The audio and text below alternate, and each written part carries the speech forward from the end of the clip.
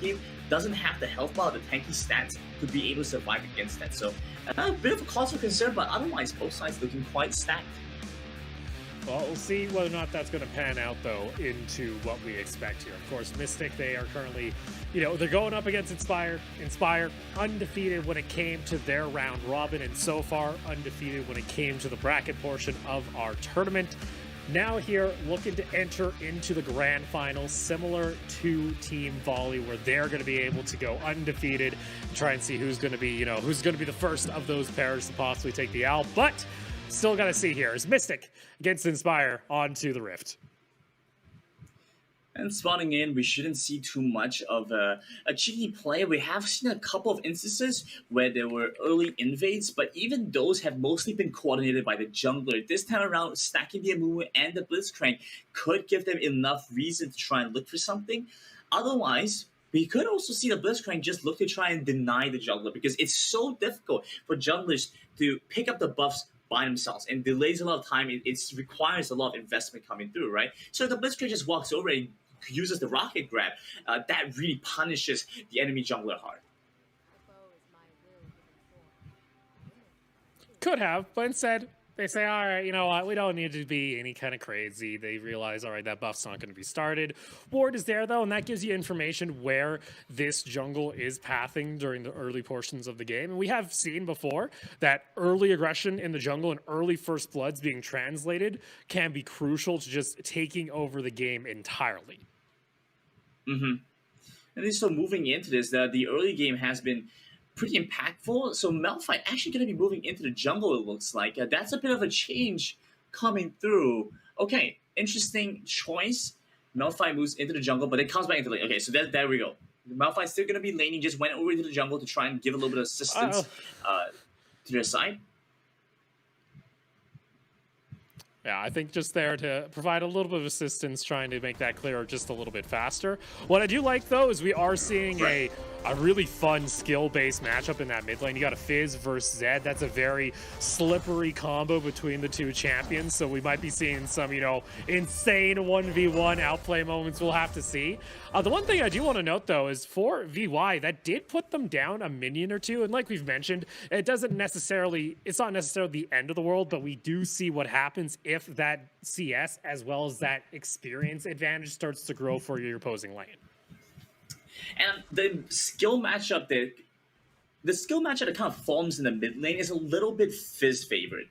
It is kind of still difficult for the Fizz to look for the solo kill onto the Zed just by nature of the living shadow and being able to get away. But we've even seen Zed players optimize towards things such as the Hourglass just to be able to survive a little bit better against the Fizz burst. And that puts them back a little bit. You generally want to rush for as many damage items as possible when you're playing Zed to kind of be able to still one-shot the enemy carries and the enemy squishies. So once you start having to invest gold into expensive active items such as the Hourglass, which is 500 gold more expensive than any other upgrade. Unfortunately, too, we're starting to see here already that level 5 being hit, and FREDO doing a really good job as well as just zoning out this Malphite from experience range. And we mentioned they're able to do it. He's been able to stall out this perfectly, but meanwhile, up and toward that bot lane, we do see TRUESHOT Barrage coming out here. Harris able to just back off to safety, not going down too low as that level 5 is hit for the Ezreal.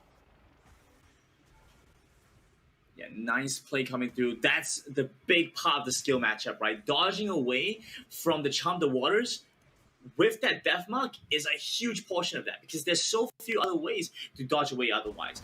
It's whoever gets to jump on first. VY drops so low here. Yeah, can have a little bit of trouble there, but who? All right, VY maybe a little bit too close to comfort. FREDO was possibly looking for that die, but decides not to do it himself. And interesting enough, Lee Sin spotted out in toward that dragon pit, so is going to give a little bit of information here over to the side of Indonesia, and we'll see whether or not they're able to make use of kind of that knowledge. But so far, so good it seems on both sides. That top lane, though, I think is going to start becoming a little bit of a concern here for the side of Indonesia if that Olaf is continually just getting an experience lead. I mean, it always helps if you know what the enemy jungler is. That being said, though, Lee Sin has a lot of mobility, so won't make too much of a difference. can end up in many sides of the map at once. So far, vision control a little bit lacking on the side of Inspired. They are playing a little bit safer though. Still have the third skill from the Ashe to at least be able to try and get a little bit of intel, to get some information as to what could be the potential play coming in from the enemy side. Otherwise, Amumu is very content with this setup right now. Continues to farm, get his items, get his tanky stats, get his tanky items, and moves into the next phase of the game while he's strong and able to take a number of these fights. It looks like Inspire are very content with how things have been going. Now it's up to Mystic to find some kind of initiation, to find some kind of play, because Lee Sin performs best in this early to mid-game phase. Well, we do see at least that bot lane is able to get that push in, so we'll see whether or not they're going to be able to do that. Solo has to head on back to the base. Does have the Ghost Blade completed, though, so maybe we start to see this Lee Sin start to make appearances onto these side lanes and start looking for some kills. But in all honesty, this has been one of our, arguably, our slowest early game. I think this is the first time we've hit 5 minutes and not a single kill has taken place across the rift. Interesting to see that neither side is really going for an aggressive play. I think it's been difficult. Like we've mentioned, Inspire and Mystic very close in skill, so it's not as easy for them to go for these solo kills, these aggressive plays, invading into the enemy jungle alone. Up top side, honestly, that's been our closest matchup. Right, we've been seeing the Olaf versus Malphite matchup the closest so far. Malphite always getting taken down, and Olaf generally does pretty well that lane. You do see, though, that a little bit of an invade now coming out from Mystic. They want to try and get aggressive. They say, all right, you know what? This Lee Sin has that first item completed, but not able to do a whole lot there over the wall. That Fizz actually goes as well. As, again, I'm kind of disappointed. I really wanted to start to see some action via this mid lane. Again, these are both assassins that want to roam forward, but as you see, again, just aggression coming out. SOLOZ just makes an appearance in mid lane.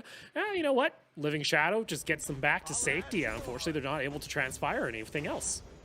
Living Shadow being safe defensively like that is a pretty interesting sign. Meanwhile, we'll take a look up into the Baron lane. Oh my. Oh no, there you go. Dragon's Rage into the Sonic Wave, and there you go. It's First Blood finally coming on the board, but immediately going to be answered here with the Dragon coming out from Inspire. At least looking to try and pick this one up to respond with that top lane kill is a good move coming in from Inspire, getting the neutral objective. They're not too concerned, even with the loss of the first turret. They can still look to try and push forward despite all of that. So right, gonna be pretty satisfied with that little bit of a pickup. Otherwise, we're starting to see them come to a point of power because now we have the big Amumu ultimate, we have the Ashe ultimate. They can start looking to group up a little bit. Once the initial turrets get taken down, Rift Out is a pretty big objective considering how much wave clear is available on both sides. It can really help to start break open the map. Well, there you go. We'll see whether or not that's going to actually be the case here, as still only that single kill in trade for Drake. And man, Grandin, if you were telling me this would be the scoreline at 7.5 minutes, I'd say this is one of our more patient games. But in that mid lane, there you go, some decent damage coming out here from JESS, forcing out the flash. And no Zhonya's now being available for the Fizz. Still has Ignite, though. And you do see for now they want to back off, but now Fredo starting to get themselves a bit of that experience gap starting to form, as that's now 2 levels above. Meanwhile, SOLOZ into the mid lane, gets the flash on down, but the Living Shadow able to avoid that resonating strike from coming through from SOLOZ. And again, close but no cigar. Still only the single kill so far between these two squads. Honestly, such great play coming in from the Zed. Being able to dodge away from a number of these ganks, dodging away from these kills, knowing when to use his death mark, how to counter against the Fizz, has taken away every form of counterplay away from this Fizz player right now. Just waiting for the right moment to start being able to pick up kills. And it's really terrifying if you're on the side of Mystic, because you don't want to give this chance to let him start scaling up. We've seen what happens when he gets the solo kill. He starts stacking it up. He acts as a big threat in the other lanes. He's able to move over and start going for the split push, being able to take down turrets when the enemy looks to try and respond by going elsewhere in the map. Otherwise, just going to use this Rift Herald to dish a bit of damage onto this enemy turret. I think he's going to go for a second charge, yeah. Yeah, they didn't actually get a whole lot there because that tower was just going to go down pretty easily as they were able to zone off the opposing members of that squad. But instead, for now, only able to get a little bit of pressure. But that mid lane tower going down here on the side of Inspire does mean that this Fizz can push up a little bit, and we can start to see that roam come out here, and that Zed has to kind of deal with that kind of pressure that's going to be exerted from that midsection of the map. Meanwhile, though, bot lane starting to lose out here, as that's going to be the bot lane tower going down here in favor of Inspire. Yeah, bot lane tower going down means a little bit less safety for the Ezreal, for the Sona, but I think they should still be okay. Ezreal generally needs a little bit more time to start scaling up, to start ramping up where he gets his Muramana, and is able to do a lot of damage. So he should still be content with the way things have been going in lane for now. Loses the turret, they scale up, they should be able to go for some team fights after on. Honestly, so far things have been going pretty well for Inspire. Mystic definitely unhappy about how things have been going, but it could be going better. Right, they are playing a little bit into Inspire's hands, where Inspire is looking to just try and scale up and get stronger while they wait for Mystic to hit their power spike and then start falling off. Because Indonesia and Inspire right now are capable of getting stronger as the game goes on, whereas Mystic, they hit a certain point, they spike up, and then they drop after. Oh, there you go. Nice look underneath tower, though, but in comes that Fizz, trying to get the damage on down. It's going to be a 1-for-1. Ashe going down low. In comes the Lee Sin as well. A beautiful stun, though, underneath the tower is able to just delay them a little longer, but unfortunately, that is going to be the trades coming on through, and the poor Mumu will fall as well, and that Olaf has now come online, and that is going to be multiple kills going in favor of Malaysia. Meanwhile, mid lane, though, we finally see Jess appear back onto the map, and they're going to try and at least get the second-tier tower in mid. Good call coming in from Inspire to at least go for this push in the mid lane, so they're trying to respond in turn. VY has to flash away from this one. Solo still looking aggressive, chases in as the Olaf coming in with the kill. Unfortunately there, Jess is going to see their teammate fall. The Malphite gets just turned into dust and stone. And there we go. We were kind of waiting for this point at this point. We wanted to see when this game was going to start to be broken wide open, and now Solos as well as this Fizz going to lane, trying to make plays happen. And on top of that, trying to look for this Drake. We'll see, though, Amumu wants to try and find their way into the pit. A nice, though, Q connects on over, and Solos gets a 3-man kick onto the back line. And there you go. It's going to be a sweep coming on through. Amumu ultimate, though, wants to try and turn back the fight. TRUESHOT Barrage, though, able to cut down the back line. And they also look back toward the Drake. It's 4 members down. And Malaysia striking once more on the Rift. Mystic hits hard, taking down Inspire, being able to find the dragon as well, only continues to further their cause. And we were talking about how Mystic were playing into the hands of Inspire, working at a slow tempo. Well, now they've taken back control of the game. They've decided that this is going to be their moment. They've noticed when Inspire is going to look for a play. They've made their own. They've countered that reaction. They've countered the call that Inspire made. And now they're going to be up ahead. They should be looking to see how they want to translate this into their next play. But now you kind of look here, Inspire, this is kind of your first match that you're starting to feel a little bit behind, and possibility that this perfect win streak throughout the Pentaboom Showdown comes to an end as Mystic came to play here, and you start to see that aggression trying to translate lane to lane, starting to take objectives. My question is here, Grandin, do we expect Inspire to be able to let this game go long enough that they can scale back here, or maybe the Zed can find a key member during a team fight? Or are we just going to keep on seeing Malaysia just kind of run it through and start just taking all these fights? Like we mentioned, you could see Inspire come in and start scaling up once Mystic drops in power. The issue really comes right now if they're still going to be able to deal with the side lane threats. Because once the Fizz is able to start split push and deal with the Z1v1, then just kind of loses his purpose in the side lane. So then you ask, okay, can he at least kill a priority target? Well, you look on the side over of Mystic, they don't really have someone easy to go for, right? Even the Ezreal, who is a marksman, has a lot of mobility, has a lot of protection right now. Very difficult to take him down. They're looking for this early Baron. They're trying to cement the win before the enemy team can respond. There comes Jess over the one side, and Mumu as well into the backside, and they steal away the Baron! And oh no, for Malaysia. It is a tragedy as just like that, Inspire are able to find their way back into this game. You see FREDO going to try and do what they can, but unfortunately the collapse came through, and just like that, that massive lead goes down the drain as the Amumu comes in to steal it away. Maybe they trade back a kill, but that massive advantage just gets wiped from the Rift, and they're taking the second tier tower in mid. What a play coming in! Stealing Khmer away, one of the few things that would keep Inspire in the game. In fact, I think this pushes them ahead. I don't think that Mystic has a way to try and deny the push coming in, so they should just be able to pick up the inhibitor turrets. Once they're able to do so, they've gained control back of the map. They can scale back up. They can look for time to farm if they want to. They have super minions spawning into the enemy side of the base. Now it's up to Mystic. They always have to be aware when the enemies are going to look to try and make a push in, when they're going to look to try and just take down the turrets. Very difficult play for Mystic now.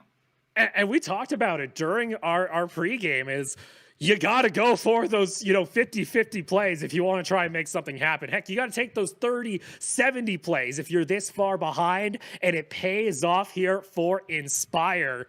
And now for Team Mystic, you had this game in control, and now things start to get a little bit out of control. You've already lost out onto onto your inhibitor tower via mid. You're always going to have to deal with those super minions, and the timer, it just keeps going, and they keep finding picks like that. In comes the Belfight ultimate, not able to connect though onto the Olaf. Teleport though is going to come out from Jess, and they are looking for a dive underneath the tower. Tower going down to about half health. FREDO gets taken on down, and there you go. Tower joins them, and Inspire, they find one opening, and they look to take every single thing on the map away from Mystic as they're going to pile on in. It's a double kill for Jess, and they're knocking on to the door of the base once more.